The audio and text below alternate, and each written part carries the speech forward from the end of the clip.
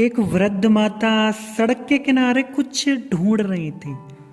शाम का समय था तो कुछ देर में ना एक युवक वहां से गुजरा तो उसने माता जी को पूछा, माता जी आप क्या ढूंढ रही हैं?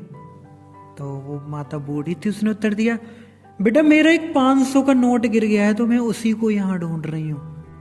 अब लड़के ने कहा, माता जी आप ऐसा करो, आप यहीं रहो, मैं ढूंढ के दे देता हूँ आपको। तो ऐसा करके वो लड़का नोट ढूंढने लग गया। कुछ समय में एक और वहां पे राहगीर आ गया। उसने भी जब बात सुनी तो वो भी माता की सहायता करने के लिए वो 500 का नोट ढूंढने लग गया। अब तो कुछ ही देर में वहां 8-10 लोग इकट्ठे हो गए और नोट को ढूंढने लग गए। जब काफी समय ढूंढने पर भी कुछ नहीं मिला तो उनमें से ना एक युवक ने पूछ लिया माता को, माता कि वो नोट कहाँ गिरा था? तो वो माता कहती है कि बेटा जब मैं आज शाम को वो सामने से जा रही थी तभी वह नोट गिरा था। तो सभी ने मतलब उस दिशा में देखा जिधर वो माता इशारा कर रही थी। तो कुछ दूरी पर वो बगीचा था और वहां अंधेरा भी था, अंधेरा। तो अब उस व्यक्ति ने पूछा वृद्धा को, माँ जब नोट वहां गिरा था तो तुम यहां क्यों ढूंढ रही हो? देखो वो वृद्धा क्या कहती है, बेटा उधर बहुत अंधेरा था और यहां पर रोशनी है, इसलिए मैं यहां पे ढूंढ रही हूं। लो वो वस्तु मिलेगी? अरे वो वस्तु वहीं मिलेगी ना जहां पे वो गिरी है। गिरी तो वो वहां बगीचे में है, अंधेरे में है, ढूंढ वो लाइट में रही है? मिलेगी उसको? कभी नहीं मिलेगी। तो बंधु हम लोगों की स्थिति भी कुछ ऐसी है। हमारी जो एक लाइफ टाइम है ना, जो हमारी जो जिंदगी है, एकदम भागम भाग भरी जिंदगी में हमारा जो सुख चैन है वो एकदम खो सा गया है। हम जितने भी संसार में जीव हैं सभी हम सुख चाहते हैं, सभी हम सारी नॉलेज प्राप्त कर लेना चाहते हैं, हम सभी जीना चाहते हैं। देखते हैं कि हम जो हमारी जो आज की जो जिंदगी है, रोजमर्रा की जो ये जिंदगी है, हम सुख पाने के लिए क्या क्या नहीं करते हैं। बचपन में हम लोग कितना महंगी महंगी पढ़ाइयाँ पढ़ते हैं ताकि बड़े होकर एक अच्छे पद हमें प्राप्त हो, अच्छा धन कमाएं, है ना, सुखी पूर्वक अपना जीवन व्यतीत कर सकें। हमारे माता पिता कितनी मेहनत करते हैं कि हम कोई बहुत बड़े कोई ऑफिसर बने, कोई डॉक्टर बने, है ना।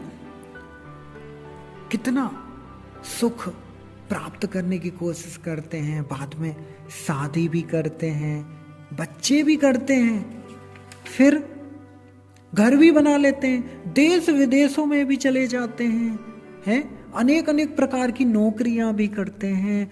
हम कई प्रकार से धन संयोग करने की कोशिश करते हैं, फिर भी हम जो स्थायी सुख है उसको प्राप्त नहीं कर पाते। कारण क्या है? जिससे भी बात करो वो किसी ना किसी कारण से दुखी है। संसार में धनी भी, अमीर भी, गरीब है, मतलब जो अमीर है वो भी दुखी है, गरीब है वो भी दुखी है, जो ज्यादा पढ़ा लिखा हुआ है वो भी दुखी, अनपढ़ भी दुखी, आदमी दुखी, औरत दुखी, गांव में रहने वाला भी दुखी, शहर में रहने वाला भी दुखी। तो कुछ तो है जिससे हम जो ये स्थायी सुख है उससे दूर हैं। अगर हमें थोड़ा बहुत सुख मिलता भी है ना तो वो क्षण कुछ टाइम के लिए होता है ना, फिर हम लोग दुखी हो जाते हैं। तो बंधु क्या हम ये समझे कि हम में और उस बूढ़ी माँ में कोई अंतर नहीं है, हैं? क्योंकि हमारा सुख भी कहीं खोया हुआ है और हम उसको ढूंढ कहीं और रहे हैं, है ना। सुख हमारा कहीं और खोया हुआ है, ढूंढ कहीं और रहे हैं ना। जो सुख स्वरूप है, सुख स्वरूप कौन है? भगवान। उन सुख स्वरूप भगवान को भूलने के कारण हम उन्हें ढूंढ रहे हैं। कहां ढूंढ रहे हैं उस सुख को? संसार के विषयों में है। संसार के विषयों में कोई सुख प्राप्त होगा, है?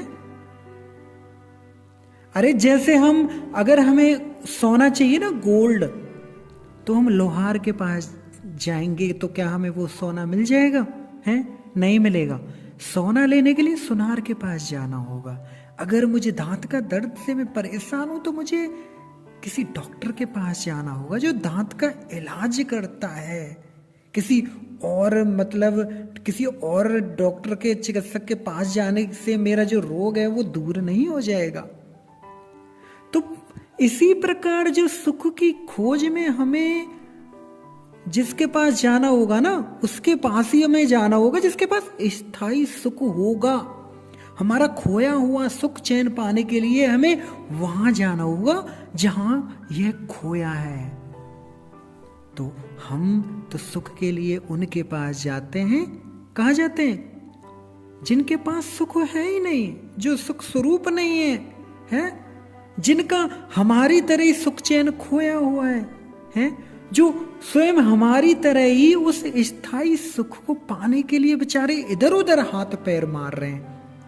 चाहे वो हमारा कोई घर परिवार का ही बंदा क्यों ना हो, चाहे वो हमारे बच्चे हों, हैं, हमारे माँ बाप हों, रिश्तेदार हों। अरे जिनके पास वो वस्तु है ही नहीं तो हम वस्तु वो कैसे दे देंगे हमें, हैं? प्रेम केवल वही दे सकता है बंधु जिसके पास प्रेम हो, है ना?